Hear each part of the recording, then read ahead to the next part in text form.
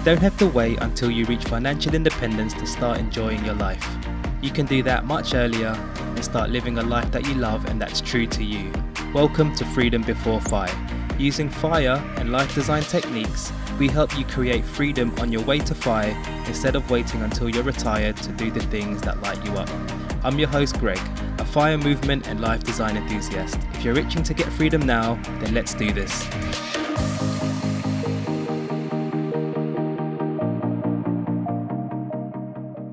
Hello and welcome back to another episode of Freedom Before FI. Whatever you're up to today, I hope you're feeling good and all is well. So on the last few episodes, we talked a lot about Geoarbitrage, what it is and how to actually do it. Now, if you're thinking about international Geoarbitrage, which I think will give you the biggest bang for your buck in terms of savings, I'll be taking it a step further and highlighting some specific places you can consider. These places will help you save more and can potentially improve your lifestyle. That's if you're open to new experiences.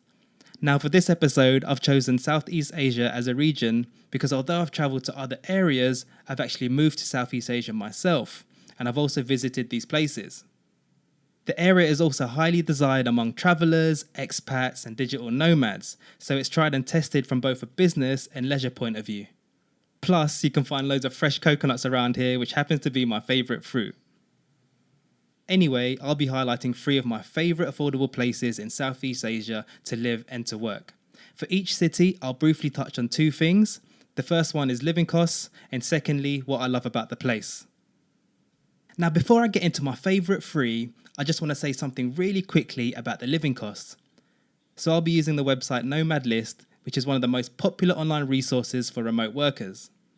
I'll be looking at 3 things. So the first one is your average cost per month based on an expat lifestyle, an average cost per month based on a local lifestyle, and also what the average cost is for a basic dinner meal.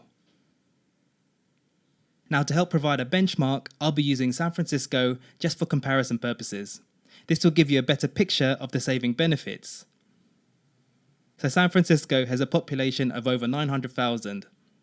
So according to Nomad List, the average cost of living per month for an expat is $4,848 and for a local, it's $3,649 per month. Now the cost of a basic dinner meal is $20. Now just a quick side note, the site's data does get updated frequently, so just take these figures as a guide only. Please don't take it as set in stone. Okay, so that's our comparison benchmark. Let's get into my favourite 3. So first up on the list is Da Nang in Vietnam. If you look at the map of Vietnam, Da Nang sits slap bang in the centre along the eastern coastline and has a population of around 1.2 million. Okay, let's look at the living costs. So again, according to Nomad List, the average monthly living cost is $864 for an expat lifestyle and $519 if living like a local. And both of these are for one person. So to give some context, the expat living cost means renting in the city centre and eating out a lot, whilst their local living cost means living outside of the city centre and cooking your own meals. Okay, so the average basic dinner meal in Da Nang is $2.75 compared to $20 back in San Francisco. Now, just with our first city on the list, you could already see the massive difference. Okay, so let's move on to the things that I love about this place. So my wife and I absolutely love Da Nang and its neighbouring city Hoi An, which is famous for its floating lanterns. We actually went to both these places for our honeymoon earlier this year. So here are some of the things we love about Da Nang. So the first one is the general setup. So essentially, Da Nang is a city located on a massive long stretch of beach, which is around 30 kilometres in length. And then moments away, you have mountains and caves which you can explore. So you get the modern conveniences of a city and the beach bum life all rolled into one.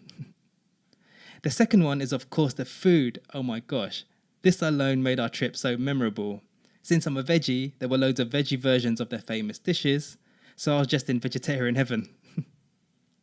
And so the third one was how cheap things were. Vietnam was unbelievably cheap, especially for the quality you get in return.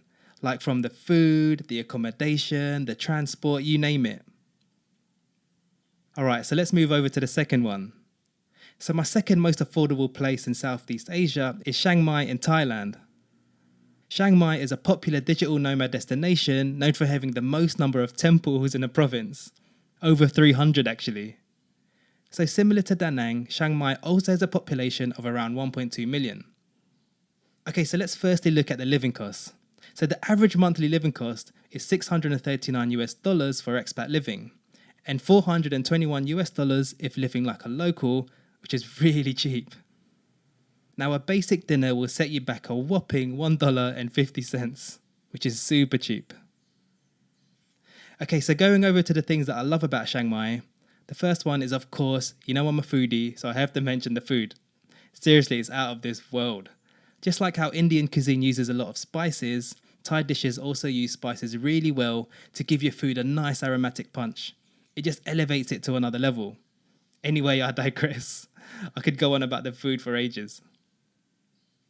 Now, the second one is that the internet infrastructure is amazing for what feels like quite a provincial area, even though it's a city. Plus, there's tons of co-working offices if you need a good desk. And just to add to that, although I mentioned it's a city, it still has that old world charm with the temples and the greenery, which is quite nice.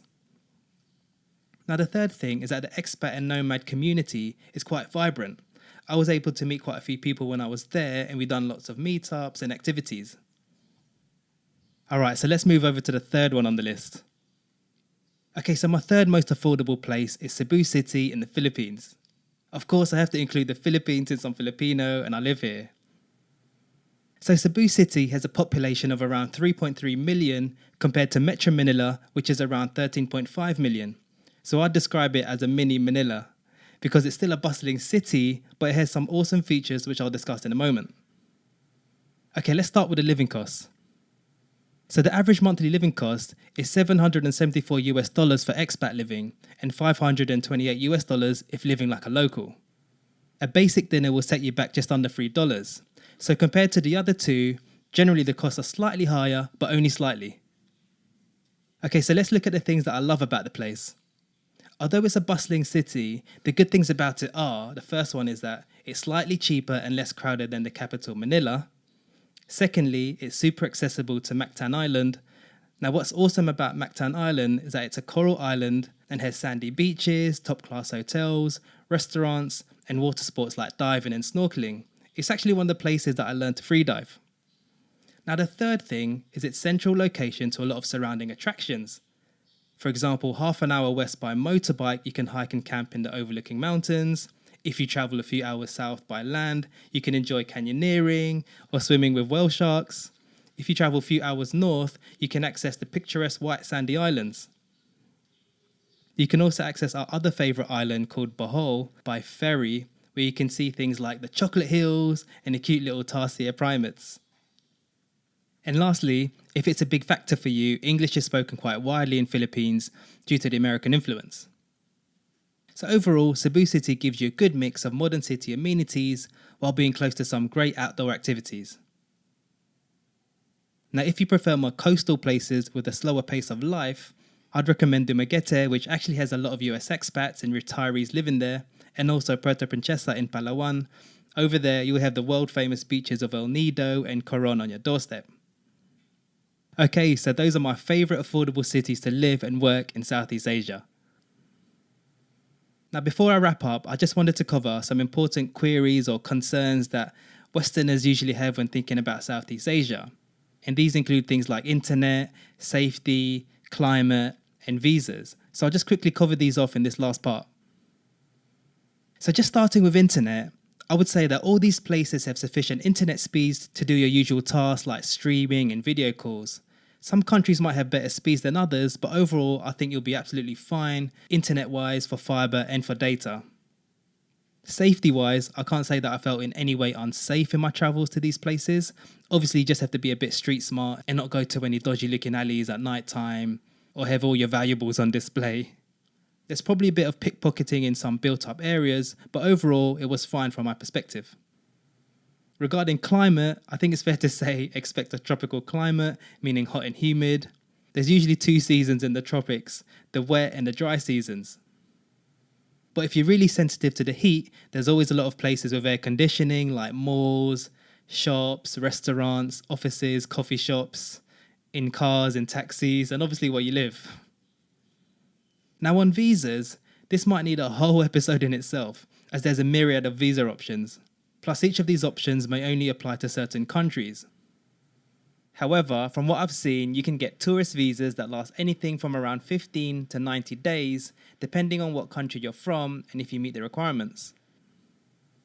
If you want to stay longer, whether for work or running your own business, you'd need to apply for a work permit, which is what most expats do.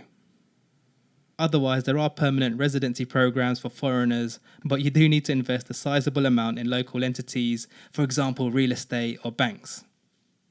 You can also look at digital nomad visas, and I believe Philippines and Thailand will be rolling theirs out soon, letting foreign remote workers to stay and work for a longer period. I don't think Vietnam has one yet, but they could well do in the future. Now, just to throw a suggestion out there, if you love adventure and travelling and have the funds, perhaps you do have a remote job, you can try the digital nomad thing and hop to different places, for example, staying in one country for 1 to 3 months, then moving to the next, taking advantage of the tourist visas. Wouldn't that be amazing? Anyway, I hope that covers some of the concerns that usually gets asked by Westerners coming to Southeast Asia. And I hope this episode's given you some inspiration with your own Geoarbitrage or nomadic plans. If you think this episode would help a friend, please don't hesitate to share it with them. The show notes can be found at freedombeforefire.substack.com. If you have a question or want to connect, feel free to send me an email at freedombeforefire@proton.me. That's freedombeforefire@proton.me.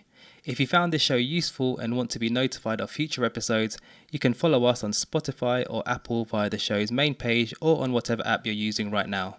And lastly, if you've just learned one good thing that will help you in your journey and you want to help us out here, please do leave a 5-star rating on your podcast player app.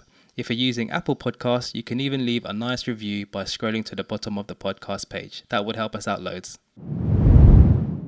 If there are any future topics you want me to talk about, feel free to just email me. Alright, so that's what I have for you today. As always, practice gratitude, live life by your design, and do things that make you smile. You got this.